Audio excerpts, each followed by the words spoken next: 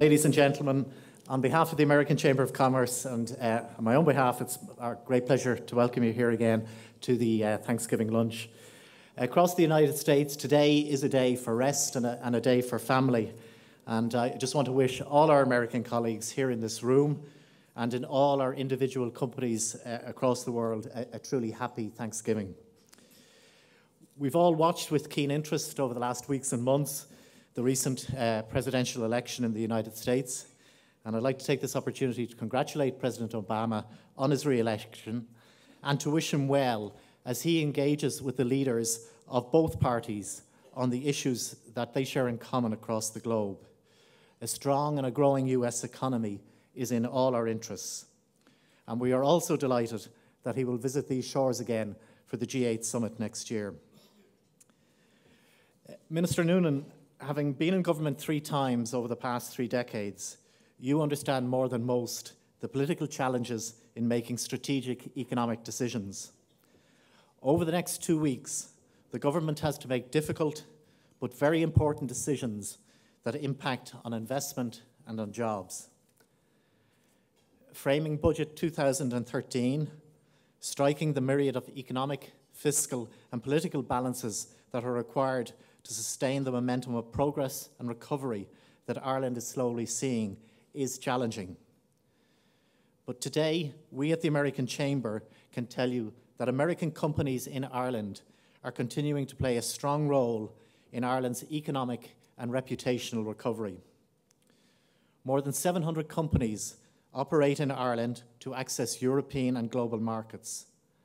The employment they create is greater than at any time in the past and now exceeds 115,000 people. As Joanne has already said, the investment figures for the past year have been truly remarkable. And in line with Terence's comments, I would also like to acknowledge the work done by Barry O'Leary and the IDA team, who have supported so many of our members to win major projects and grow investment in Ireland. In 2011, US investment amounted to over $30 billion, which is up 9% of the previous year and was the 2nd highest level on record. The US-Irish relationship, of which business is one key component, is in good shape. It is important and it is worth protecting. That is why the American Chamber is giving its strong backing to the government's plan to launch talks on a new EU-US trade deal during the Irish presidency of the European Council. A deal has the potential to unlock billions in euros in new business opportunities. According to the European Commission, the prize is the injection of 122 billion a year into the European economy, benefiting the type of businesses that make up Ireland's industrial base, including those in the pharmaceuticals, food, services, and information technology sectors. To move on from Europe's current problems and advance our own economic recovery, we must embrace and prioritise these growth agenda policies. Every one of the businesses here today is part of a greater global enterprise. Each of us is here because Ireland has successfully won elements of our respective global businesses. Our challenge is to ensure that Irish operations keep winning, keep inspiring confidence, and keep delivering for our organisations worldwide. To date, there has been a proud record of success that has been good for Ireland and good for the companies that have invested in Ireland. But as we all know, international business is a fast-moving and a competitive environment. The benchmark we are measured against is not against how we did in Ireland in the past. Rather, it is against how we might do elsewhere in the future. For Ireland to succeed, to sustain reputational and economic recovery, we must remain competitive. In the complex matrix of factors that constitute competitiveness, our corporate taxation regime, with its headline rate of 12.5%, is pivotal. Ireland's presidency of the European Union is a valuable opportunity to explain persuasively to our partners why this issue is so critical for us. But if this is a headline issue, there are others. Global enterprises depend on mobile international management and leadership. Ireland has to remain attractive for both capital investment and for talent. It needs key people to choose to locate and to stay here, particularly as we address skills challenges in our organisations. The personal taxation arrangements here have to be competitive with offerings elsewhere. And we should also remember that leaders within global organisations who have spent time working in Ireland can become valuable influencers in the corporate boardrooms where future investment decisions are made. Ireland cannot afford to price itself out of the market for this top management talent. Increases in personal taxation is a tax on talent.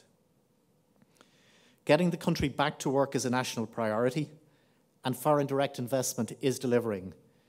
Therefore, we need to reflect upon this carefully, not only in the context of this budget, but for the ones that lie ahead. Minister, every company here is playing a part in ensuring Ireland's reputational recovery.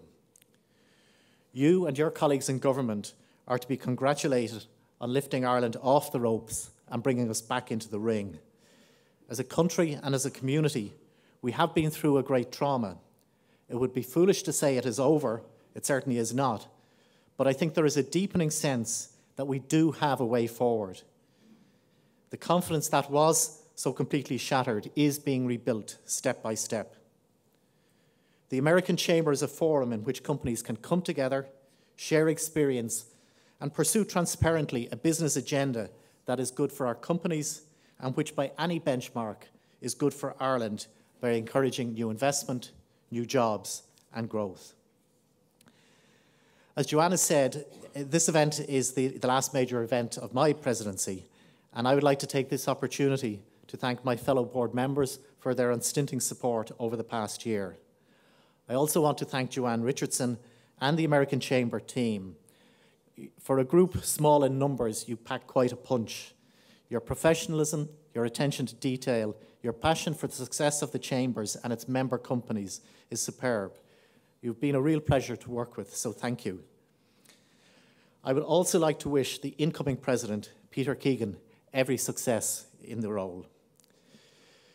Now, before I just invite Minister Noonan on stage, I think it is worthy of note, those of you who saw the Financial Times today, that there is a poll taken in terms of the top finance ministers in Europe, and Minister Noonan was ranked number 5. So congratulations on that, and I think that is part of the continuing journey in terms of restoring Ireland's reputation.